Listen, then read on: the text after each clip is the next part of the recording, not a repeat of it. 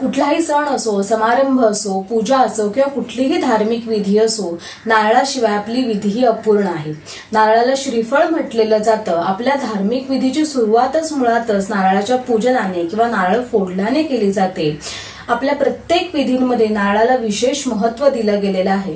तसंच काही जणांच्या रोजच्या पदार्थांमध्ये किंवा रोजच्या जेवणामध्ये नारळाचा वापर आवर्जून केला जातो. त्याशिवाय त्यांचं जेवण हे अपूर्ण आहे. जसं की दक्षिण भारतीय लोक आहेत, कोकण प्रांतातील लोक आहेत, किनारपट्टीवरची लोक आहेत, यांच्या जेवणामध्ये त्यांच्या जवळपास सगळ्या पदार्थांमध्ये नारळाचा अगदी आवर्जून वापर केला जातो.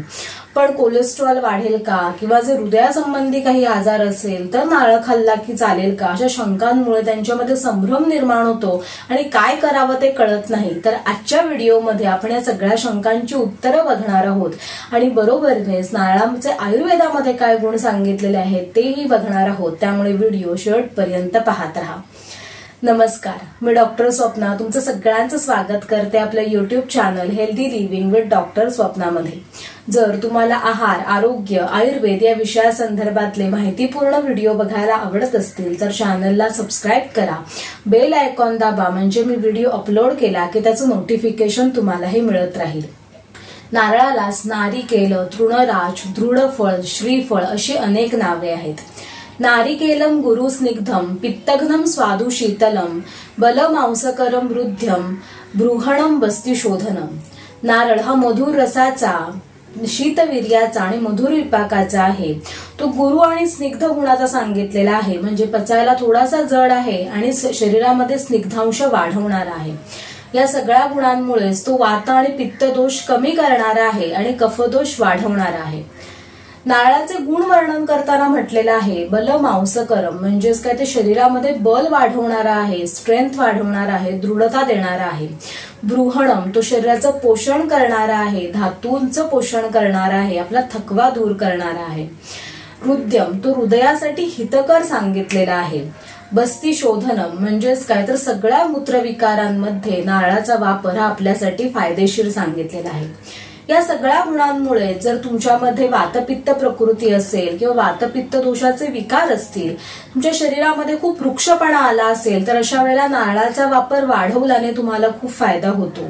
त्याबरोबरच तुम्हाला दिवसभरामध्ये थकवा वाटत असेल, अशक्तपणा आला असेल तर अशा वेळेला ओल्या नारळाचं खोबरं खाल्ल्यामुळे किंवा तुमच्या जेवणामध्ये ओल्या नारळाचा वापर वाढवल्यामुळे आपल्याला खूप फायदा होतो. तुम्हाला जर वजन वाढवायचं असेल तर अशा वेळेला नारळाचा वापर तुमच्या जेवणामध्ये तुम्हाला वाढवणं गरजेचं आहे. तुम्हाला मूत्रविकार संबंधी कुठलेही विकार असतील, तुम्हाला लघवीला जळजळ होत असेल, आग होत असेल, काही त्रास होत असेल तर अशा वेळेला नारळाचा वापर हा फायदेशीर ठरतो. या बरोबरीनेच एक शंका मनामध्ये येते की जर तुमचं वजन जास्त आहे किंवा चरबीचं प्रमाण जास्त आहे तर नारळाचा वापर करावा का. तर नारळापासून आपण तेल मिळवतो, म्हणजे अर्थातच त्याच्यामध्ये स्निग्धांशाचं प्रमाण हे जास्त आहे. नारळाच्या टोटल फॅट कंटेंटपैकी जवळजवळ 89% फॅट हे सॅच्युरेटेड फॅट आहे. खरं तर सॅच्युरेटेड फॅट आपण चांगलं मानत नाही, पण नारळामध्ये असणारे जे सॅच्युरेटेड फॅट आहे ते MCT या स्वरूपाचं असतं, म्हणजेच मीडियम चेन ट्रायग्लिसराईड हे फॅट त्याच्यामध्ये असतात. हे मीडियम चेन ट्रायग्लिसराईड आहे ते शरीरामध्ये साठवले जात नाही तर लगेचच ऊर्जा मिळवण्यासाठी ते शरीराकडून ब्रेकडाऊन केले जातात. हे फॅट आहे ते हेल्दी फॅट मानलं जातं. यामुळे तुमचं ब्रेन फंक्शन चांगलं राहतं, तुमचे कोलेस्ट्रॉल लेवल्स चांगल्या राहतात. त्यामुळे अर्थातच तुम्ही नारळाचा वापर हा करू शकता, पण नारळामध्ये कॅलरीज खूप जास्त प्रमाणामध्ये आहेत. त्यामुळे जर तुमचं वजन जास्त असेल किंवा जर तुमचं चरबीचं प्रमाण जास्त असेल तर तुम्ही नारळाचा वापर हा तुमच्या ब्रेकफास्टमध्ये, वरणामध्ये, डाळीमध्ये, चटणी या स्वरूपामध्ये नक्कीच करू शकता, पण त्याचा अतिरेक मात्र आपण टाळणं गरजेचं आहे. नारळाच्या वाटणाचा भरपूर वापर केला जातो तर तो थोडासा कमी करणं गरजेचं आहे जर तुमचं वजन आणि चरबीचं प्रमाण जास्त असेल तर. पण वरून आपण जो ओला नारळ आपण जो घालतो वेगवेगळ्या पदार्थांमध्ये की चटणी स्वरूपामध्ये जे वापरतो ते तुम्ही नक्कीच खाऊ शकता. आणखीन एक महत्वाची शंका आहे ते म्हणजे जर डायबिटीस असेल तर नारळ तुम्ही खाऊ शकता का.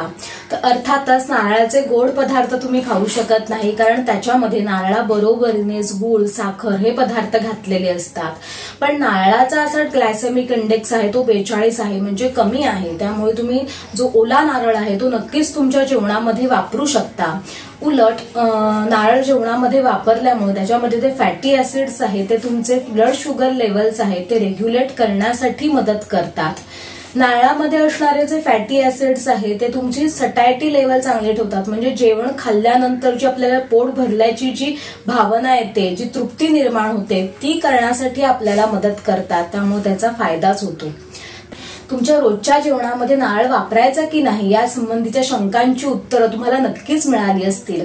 उलट ओल्या नारळाचा वापर तुमच्या जेवणामध्ये हा तुम्ही नक्की केला पाहिजे, कारण त्यामुळे आपल्याला अनेक फायदे होतात. नारळामध्ये कॉपर आहे, मॅग्नीज आहे, जे आपल्यासाठी फायदेशीर आहे.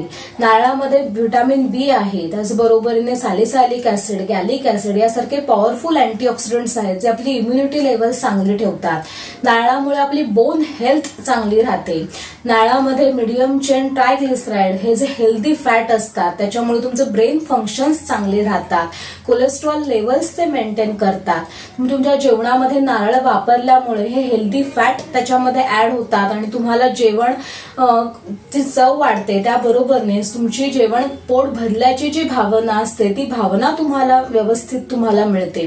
म्हणूनच नारळाचा वापर तुमच्या जेवणामध्ये तुम्ही अगदी आवर्जून केला पाहिजे.